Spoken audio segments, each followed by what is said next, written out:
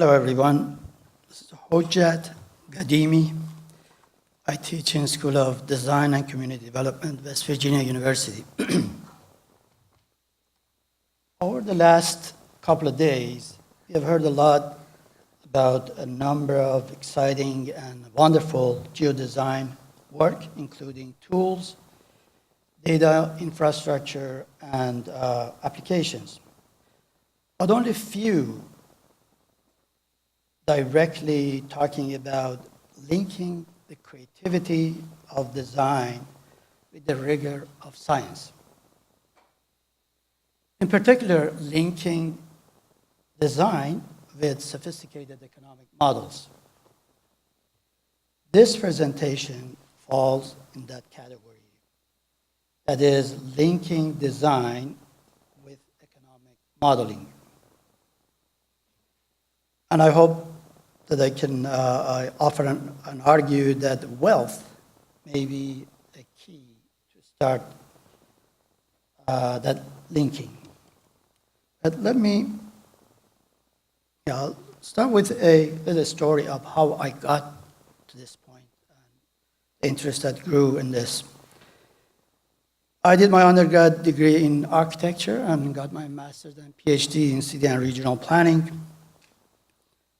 In graduate school, I developed an optimal depletion computable general equilibrium model. At the time, I had a lot of interest in oil economies.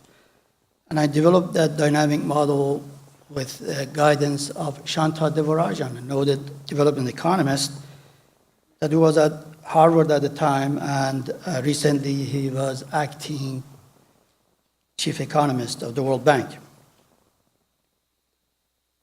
So with that interest in oil economies, exhaustible natural resources are the most valuable resources.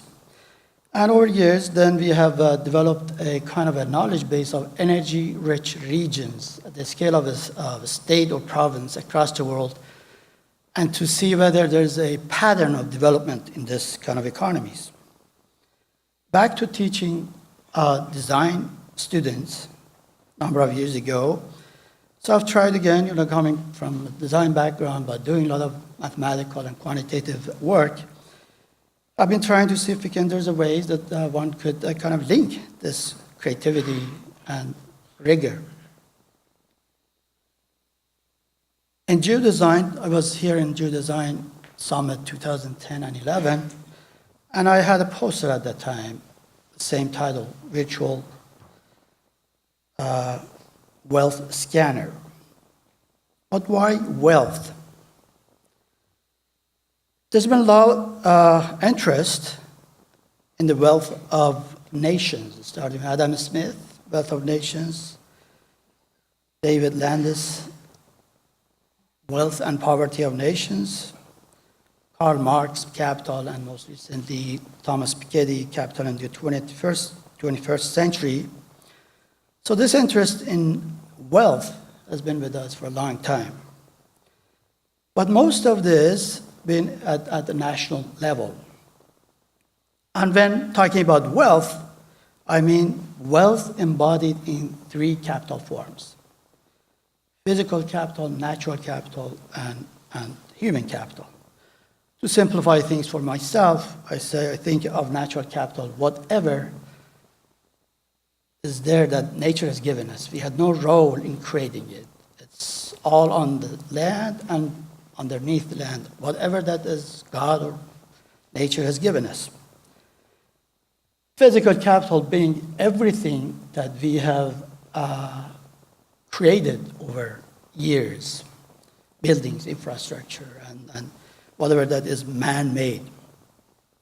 And human capital is us and our knowledge and institutions. In recent years, there's been a lot of interest to link wealth with sustainability. And it's been like some argue that is even better, a much better indicator than GDP. And sustainable development, as defined by the UN handbook, is kind of a non-declining per capita national wealth. So that in itself kind of brings us this intergenerational equity and fairness. There have been a lot of wealth estimation initiatives. The World Bank has done a lot of work in this area in recent years, 2006, 2013, and 18. Europeans have done a lot of work, but most of this work, as I mentioned, are all at national level, very few at subnational and regional level. We have tried to do this at the regional level, and we did this for the state of West Virginia. I'm going to quickly go through some of this. So we kind of identified all data sources and all the indicators for those three capital forms and try to come up with a system of kind of quantifying, bringing in this data and quantifying the magnitude of capital in those three forms, and also a ways of valuing those capital, and then generating kind of these two capital forms for the state. And we have used GIS and remote sensing, geospatial data repositories. I'm going to quickly go through some of this. These are just examples of indicators we use this for three capital forms. And I'm not going to go through this, just briefly pass through these, just showing the capital and the kind of data that we used. So I'm going to quickly go through some of this. And we've generated wealth estimate for all 55 counties of West Virginia and dollar values. Again, just briefly going through these since it's running out of time. But as you can notice, the total wealth of West Virginia is like $2.25 trillion. West Virginia is a very interesting case, energy-rich region, in fact. This issue of rich region, poor people, this dichotomy of rich region, poor people is never really, nowhere as clear as in West Virginia. West Virginia is like third world of the United States. So with all, not many people may know that West Virginia led the country in oil production in 1899, has been producing coal and sitting on the largest shale gas reserves of the world, but there's still a lot of poverty. And any kind of ranking you look at, West Virginia is all the way at the bottom. Our next step for our work is kind of using this kind of techniques, refining and our scale, and also trying to create hot and cold analyses, interpolated surfaces, and 3D visualizations. Again, this is just an argument that says that wealth and wealth estimation can be a good tool as a way of linking creativity of design with rigor that one expects from sophisticated economic models. And it can be used for decision and policy and planning supporting systems.